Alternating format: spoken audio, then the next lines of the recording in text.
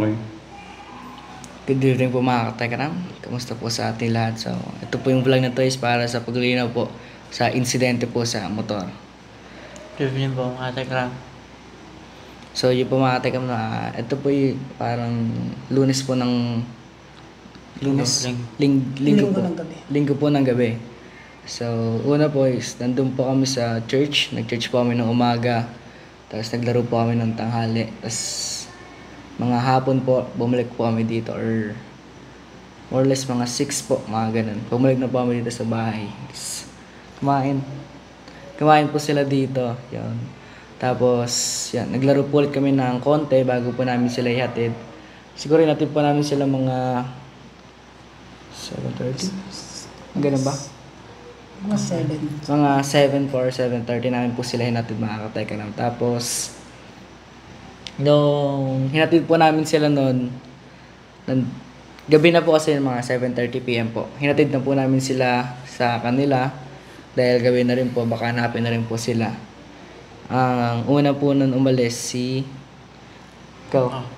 hinatid po muna ni Luis si Floyd tsaka si Sidon. Tama ba? Floyd lang. Si Floyd lang. Hinatid po muna ni Luis si Floyd sa kala Floyd po. Tapos nandun po kami natira po sa malapit kay Lorenzo. Doon po namin kasi naantay po si Luis bago po bumalik.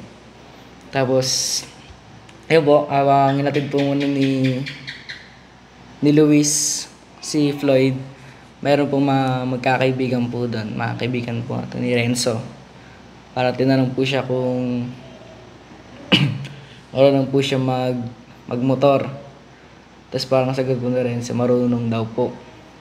Tapos yun, parang nagkaanuhan po, parang sa term nun? May term yun eh. Inganyahan ganun. Parang ganun. Mga ganun po. Tapos, tara po nila si Susi. Yan, tapos tinesting po yung... Ano lang po siya eh. Ganun ba kalay pag dito? Dito tapos dyan lang sa gate. Dito po, tapos dyan lang po sa gate yung layo. Yan ba? Mga ganun. Tapos po, ang kwento po sa akin ni Renzo po nun. Kasi, pumunta po sa akin si Renzo nun, tapos nangingi po ng sorry. Sabi po sa akin ni Renzo, Kurib, sorry kasi na-discrash yung motor mo. Tapos pinuntahan po namin yung insidente pong nangyari. Ang kwento niya po sa akin nun, dumulas po siya dun sa may, paliko po siya dumulas po dun sa may, kasi mabuhangin din po dun eh. Madulas po. So, nalaglag po yung motor dun sa may sa may, sa gilid po. Kasi kasi yung bagong daan dun eh. Meron po pong mga gilid. Buti wala pong tubig. Or tsaka hindi po malalim. Kaya nalaglag po siya doon. Tapos parang sa pagka-confidence po, po niya, pinilit niya pong ihahon mag-isa. Kasi di na po nangingi ng tulong. Siguro po kasi mataas din po yung pag-aahon niya. Mataas po yung garter ba? Yung garter po. Tapos parang naat niya na po siguro yung isang gulong. Tapos parang bigla niya pong binirit po yung silinyador. Kaya doon po na time na umangat po yung motor, tapos tumama po siya dun sa may poste. Pagkatama po sa may poste, dumulas po yung motor pakaliwa. Kaya tumama din po siya sa salamin, kaya nagkasugat po dito sa kanang braso. Tapos yun po, pumunta na po kami sa kanila. Tapos pagkatid po namin sa kanila, pinuntahan din po muna namin si Floyd. Tapos kwento po namin yung nangyari. Tapos bumalik po ulit kami kay Lorenzo para kamustahin. So yung pagkabalik po namin kay Lorenzo, mga katekram, mga before 8 po. Yan, doon na po kami kay Lorenzo. Nililinis po yung sugat ni Lorenzo bago pong pumunta ng ospital. Kasi nakasalubong po namin yung lola po ni Renzo noon bago po magtulay. Tapos sinabi po namin yung nangyari po. Tapos, yun po, parang nagpatawag po yung lola ni Renzo ng driver. Nandun pa po kami, tapos sinugod na po siya sa hospital bago po umuwi kami dito So, nakauwi po kami dito ng mga 8. Mga past 8 po, mga ganun. Kasi nantay din po namin si Renzo. Mga Tapos 8:45 yan, before 9, something like that. Yan, tapos nandun na po kami sa garahe po nun, tapos sinayos po namin yung motor para tinanggal po namin kung ano po yung mga nasira. Doon po kami sa may sa gilid po, sa garahe po. Diyan po kasi pagpasok po may garahe po dyan. Andun po kami, tapos kinaumagahan po, yun, naalaman po ni tatay. Tapos, umaga pa lang po, tinanong po kanila tatay na kung ano po yung nangyari. Tapos, kasi kinagabihan po nun, kinakabahan po kami ni Luis, di ba? Kinakabahan po kami ni Luis nun kung paano po namin balik sabihin. Kaya, kinakabahan po kami nun. Kaya nung kinamagahan po, tinanong po kami. Ang sinabi ko po na ako po yung nagda-drive. Tapos yung nalaglag po yung motor sa gilid po, tapos na pihit sila niya, tapos bumunggo po dun sa may poste. Tapos na-slide po yung motor. Yun po yung sinabi po namin nun. Tapos dumating na po yung ano ba? Hindi. Gabi na po ba yan, tay? Yung gabi po. Tapos nung gabi po nun, gabi po mga 8 po ata or 7, mga ganong oras po. Tarang, yun po, nag-vlog po kami tatay nung po sa labas. Tapos tinatanong po ako kung ano po yung exact na nangyari. Tapos ang sagot ko po nun, una po, nanghiraw po yung kaibigan ko. Tapos sumunod po, nalaglag po siya dun sa may gilid po ng kalsada. Tapos yun po, nagasgasan po niya. Parang yun lang po yung term na sinabi ko kay tatay na. Kaya medyo po si tatay nun. Tapos yun po, kinabukasan po nun. Kinabukasan na po nun na pinatawag po si Renzo. Pero before mangyari po yung before po yung pag kinagabihan pa lang po nun, parang pinatawag na po si Renzo kasi hindi po siya pwede gabihin po sa kanila. Dahil na-trauma na rin po yung mga lolo at lola niya po sa nangyari.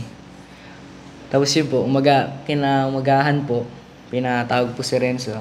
Tapos yun po yung napanood niyo po sa vlog nun. Tapos kaya medyo galit po si tatay sa amin ni Luis. Dahil po di po kami nagsabi na meron po palang nadamay po na tao. Tapos, yun po, kaya ito po yung paglilinaw po namin ni Luis sa nangyari. Ay, ako lang po pala. So, yun lang po yung paglilinaw namin kung ano po yung pinaka nangyari po talaga sa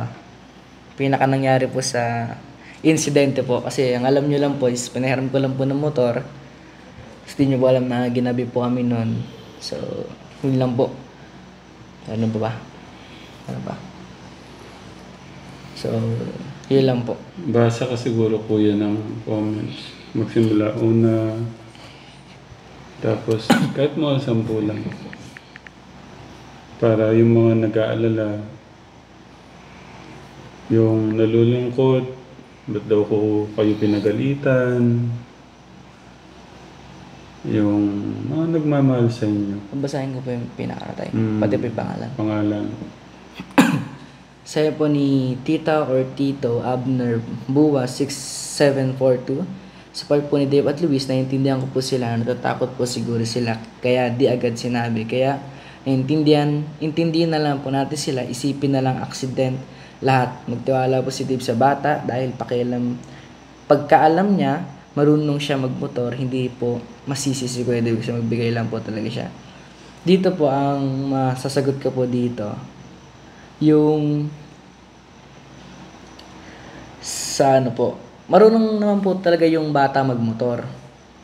Diba? Marunong po talaga siya magmotor, mga katagang. Naan lang po siya kasi nga, di ba nga po, yung pag may kasabihan po yung aksidente, parang kisap mata lang po ang aksidente. Hindi po natin malalaman kung kailan or anong oras po tayo ma-aksidente. Kaya, yun, ingat-ingat din po tayo, mga katagang. So, kami din po medyo na-trauma din po kami sa nangyari. Na-trauma din po yung bata sa nangyari.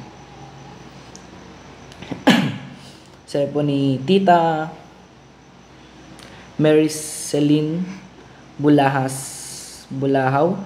8407. Accident happens anytime. Pinahiram o hindi, may-ari, nagmamaneho o ibang tao, walang pinipili aksidente. The boy didn't choose to be trapped in an accident. His crying means it's not an intention. The good side is nobody died from the accident. My gasgas man is a part of learning the lesson to be more careful next time. For Kuya Dave, we all know that it has a sentimental value. Accept mo na lang kuya na nagasgas ang motor mo. Material things can be acquired again, but the life cannot be get back. If he didn't survive from his fall, kuya, crying is from his fall. Kuya, crying is good from here is you learn from your mistakes. It is a part of your growing. Mistakes is like training to become a grow-up man. Pencils have erasers, so when you have mistakes, you use eraser to correct the mistakes. So, din po Tita Mary Celine Bulahaw.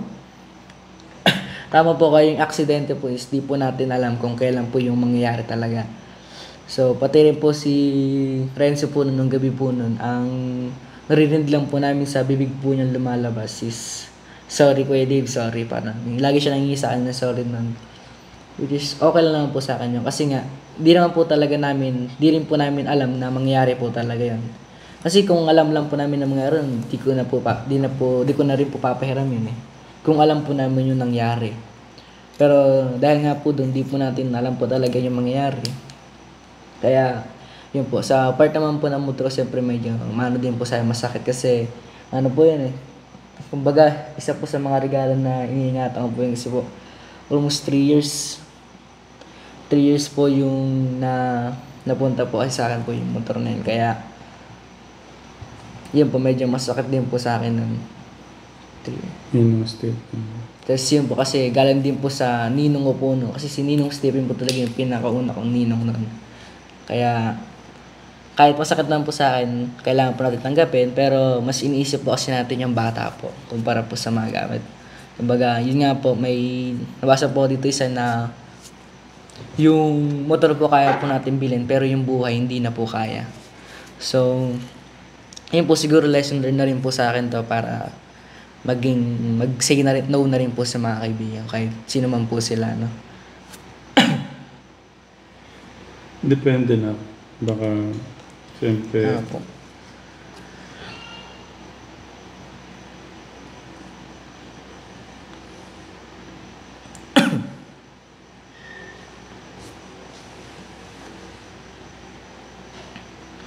Sabi po ni Tita Eunice Lucero, alagang-alaga ni Kitty ang motor niya, iba pang nakasira tapos parang nasisipa si kuya kung hindi niya pinahiram. Sasabihan madamot at mayabang high Kuya Dave sa ang kalulugan. Siguro po Tita Eunice Lucero, opo, alagang-alaga ko po yung motor tapos iba po yung nakasira. Kaya nga po Tita Eunice, hindi po natin alam po kung ano po yung mangyayari na ang aksidente. Kumbaga, ang ano po dito, at least di po nadamay po yung ulo ni Renzo. Buti dito lang po sa kanang braso. Tapos, di naman po ako nasisi po dito. Dalawa po kami dito may pagkakamali din. Kumbaga, hindi po ako yung nasisi po dito, Tita Eunice na. Kasi parang ang term ni Tita Eunice, parang nasisi po ako. Hindi po ako nasisi dito, Tita. Ano lang po. Parang lesson learned na rin po sa amin to na parang kampante po. Kasi pag may kampante po talaga, medyo mag-aano na rin po tayo dyan. Kaya, yun po. Tapos yung sa nasira naman po yung motor ko na iba, siguro po, di ko po tinitake yun as negative po na magalit po ako sa kanya dahil nasira po niya yung motor ko. Bagus inaano ko po yun, parang tinitake ko po na positive. Pag nakikita ko po yung motor ko na naalala ko na Yun, magdadahan-dahan ako mag-drive kasi na-trauma din po ako eh. Magdahan-dahan na po ako tapos parang di ko na rin po papahiramin yung mga bata na hindi po talaga sanay po. Kumbaga, yun din po. Kasi natural naman po talaga na masisira po yung isang gamit natin. Kahit gaano po natin kaalaga po kasi yung gamit. Hindi po pwedeng magasgas yan or masira.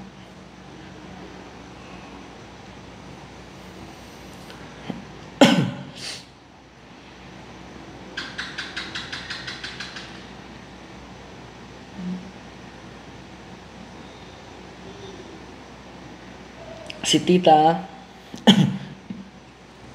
Elena Villa 6675. I love you, Inda, at nandyan ka na magpaliwanag kung bakit hindi nagsabi sila Kuya Dave, maaaring kinabahan at talagang natakot sila dahil at kilala naman nyo at Tatay Ramil na ignore naman sila at sisisihin sa mga nangyari. Pakiusap lang tayo, Ramil. Wag lang sa batang nadisgrasya ang magiging concern mo. Walang kasalanan sila, aksidente ang nangyari. Ayan naman ang sama ng loob na sinasabi mo, Tyram. Alam mo naman kung bakit hindi nila sinabi agad at si Kuya Dave mag-ingat sa pagmumotor. Huwag mong alisan ng karapatan naman siya magmotor. O baka dahil sa nangyari sa kanya mo naman isisi ang lahat at higpitan mo naman sila for your sake of goodness. Dito po, Tita, no, ang ano ko lang po dito.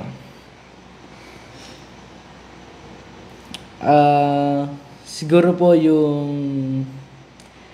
yun nga po, di ba? Kaya po sumama po yung love sa amin ni Tatay nun dahil umaga pa lang po. Tinanong po. Before this video po, parang hapon po nun. Yun nga po, ulitin ko po yung ano ko po nun. Tinanong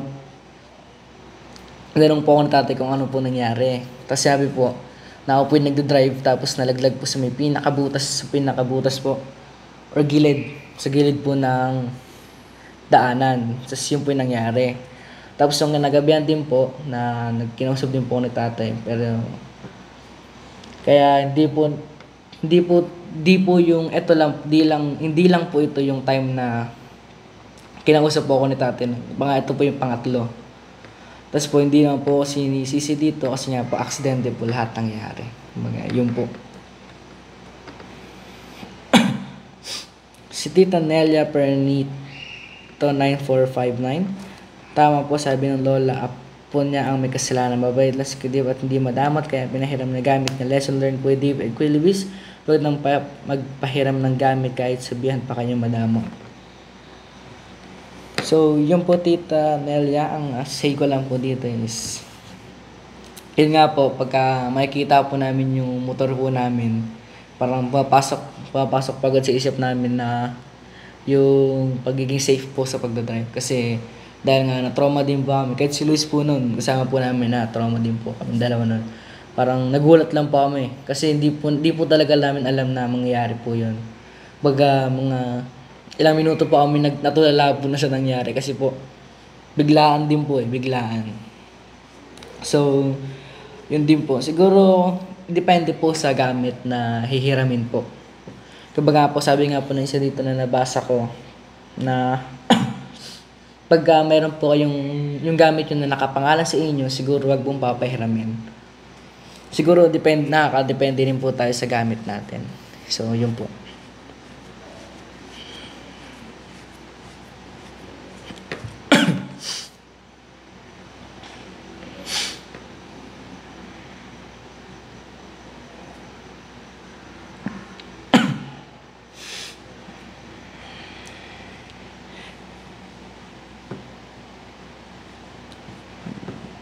Kay Tita Adele sa Talentino 7442 naman po. Kundi mahal ka namin sana lahat ng bagay pinaalam kay Tatay Ram. Lalo na't ganitong aksidente, lesson learned, Kuya Dave, at walang talaga nagdudulot ang sobrang bait at barkada. Siguro po, Tita, yun nga po dahil medyo kinagabihan pa lang po nun, medyo inabahan na po ako ni Luis na nangyari po yun. Kasi kahit kayo din po yun nga po, natulala din po kami sa nangyari. Kasi, baga, di po namin na-expect. Baga, sabi nga po, pag yung aksidente, saglit lang po yun. Parang di po natin naasahan na mangyari. Tapos, yun din po tita, no, sa mano ka rin po sa inyo yung sa mga gamit din po. Siguro depende rin po kung anong gamit pong inihiram po tita.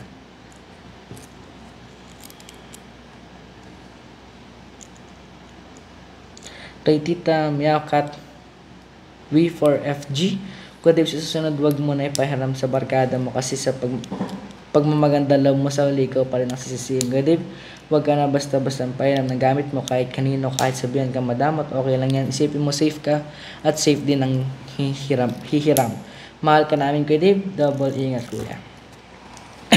So yun po tita, siguro ang ano din po ito yung depende rin po sa gamit po na hihiramin po nila. Kumbaga,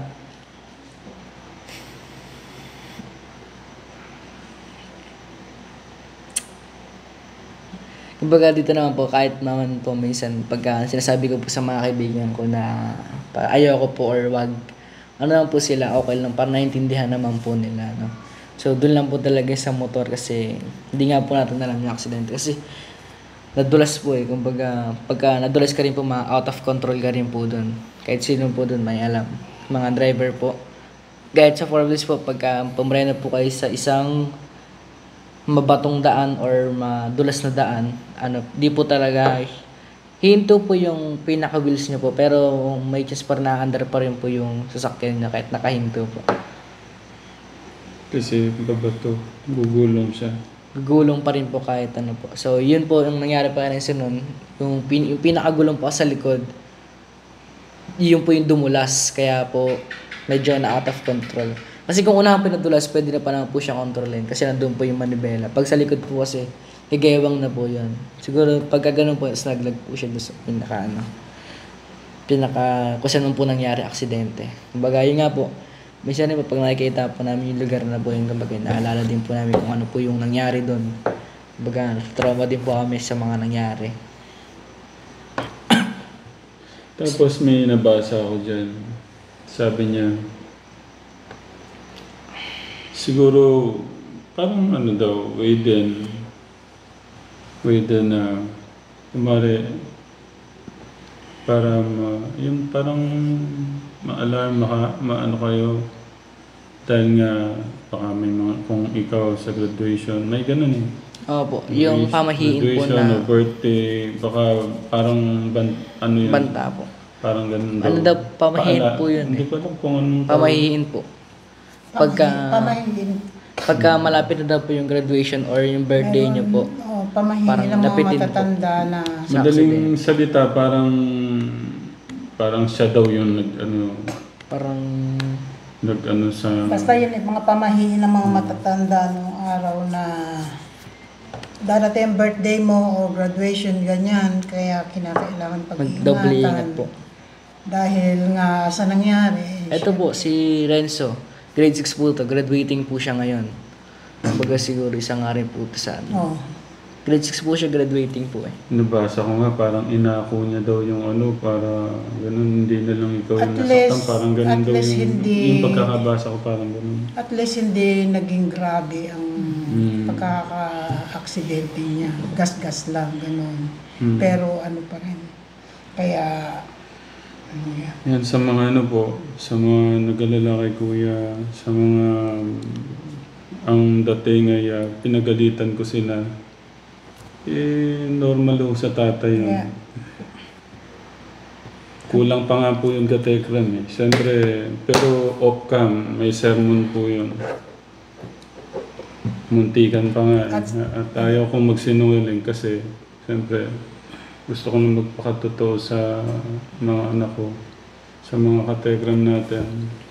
Sinong, di ba po?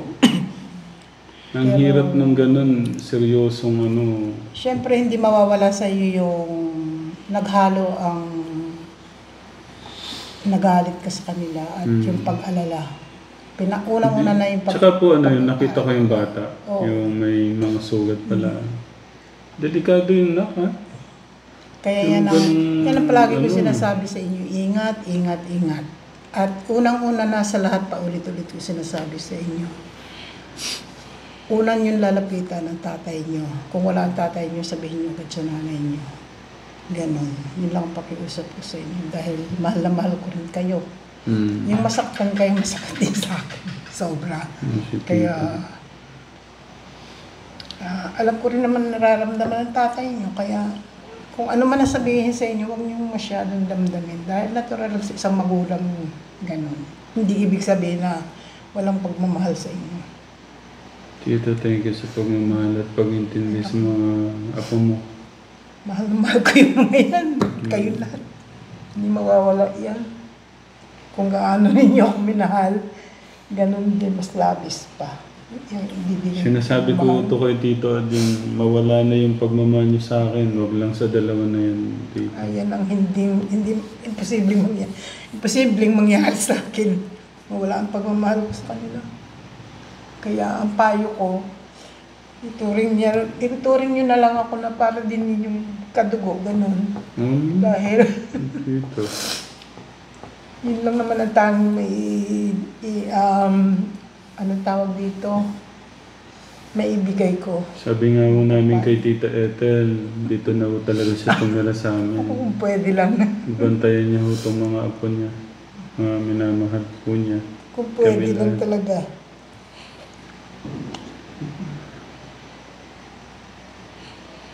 Katekram, pasensya na po kung sa tingin nyo mahigpit ako, pero yun po ako eh. Naging sobra lang ang pag-alala ng tatay, ganun. Dahil, siyempre, hindi man niya maipakita kung gaano ang pag-aalala niya sa mga anak niya. Nasa dibdib niya yun. Kaya kayong mga anak, isipin niyo yun. Hindi ibig sabihin, hindi kayo mahal. Hindi lang talaga, kasi kung ipapakita agad yung pagmamahal na gano'n, parang mababaliwala. Diba? Ganun. May mga kanya-kanya ho kasi, may mga kanya-kanya ho kasi tayong katekram. Pero ako lagi ako nagpapasalamat sa ating Diyos na yung happiness na binibigay sa akin ng dalawa. Yun ang hindi mawawala. Di ba? Kahit anong mangyari, yung pagmamahal niyo sa tatay ninyo, wag sa nanay niyo, huwag niyo wawalain, babaliwalain. Dahil, syempre, sila na ang tumutulo, tawag doon? Parang sila na ang pinakatunay ninyong magulang, hindi man sila nang galing sa inyo, gano'n. Sila na ang pinaka-the best na dumating sa buhay nyo. Para sa akin din, pinaka-the best na nangyari sa buhay ko na ganito na napakalaking pasasalamat ko. Kami din po, Tita. Sobrang thank you sa pagmamahal po. Hanggang mamatay na ako, hindi ko talaga ito makakalimutan. Ang pagmamahal ko dyan sa dalawang yan, walang kapantay lahat sa inyo. Basta maniwala kayo sa hindi. Kaya sa anumang paraan pinakikita ko, pinapadama ko kung paano.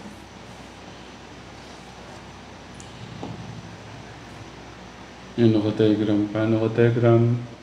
Sana maunawaan na lang ninyo. Siyempre, aksidente, hindi natin alam kung kailan yan darating, biglang darating. Ako naisip ko din yung tita yung kasi nga nagiging kumpiyansa nga din daw si Kuya sa pagdadrive. Parang naging na lang din sa mga kuya, yung wag yung masyadong mabilis mag-drive. Nakita ko nga nanggaling nga kami, naglalakad kami dyan, daming mga Kasi bata. natatakot si Tito po rin, Tito dito, siyempre. Ang bibilis naman patakbo. Isang lang, seconds Yung na palagi ko dito. sinasabi nga sa kanila, mag-iingat kayo. Palagi. Dahil life is short. Dahil marami pa kayong dapat marating. Yan ang isipin ninyo. Pero ang pagmamahal ng inyong tatay at nanay sa inyo, huwag niyong isawalang tabi. Dahil mawala na lahat. Huwag lang yung pagmamahalan. At saka, saan kayo makakatagpo pa ng mga tao na nagbigay sa inyo ng ganyang pagmamahal, di ba? Sobra-sobra. Kaya suklian din ninyo ng ganung pagmamahal, masigit pa. Mag-usap po muna kami Kategram ng off-cam. Salamat Kategram sa inyo pong pagmamahal. Sa lahat po ng mga nag-alala na naintindihan ko po yung damdamin nyo, bakit yung pag-sermon ka daw sa dalawa. May pinanggagalingan po eh. Pero wag po kayong mag-alala, Kategram. Minsan nga, nasasabi ko sa mga anak ko na ang hirap pagsalita. Pero lagi kong hiningi kay God na gabayan kami mag-asama, kami na maibigay yung best namin sa dalawang bata na yan. Maibigay natin yung magandang bukas para sa kanila. Thank you, Katekram. Paalam po muna kay Tita. Ay, Katekram. Yeah. Thank you po mga Katekram. Thank you po mga Katekram. Thank you po. Love you po, Katekram. Mga chup-chup.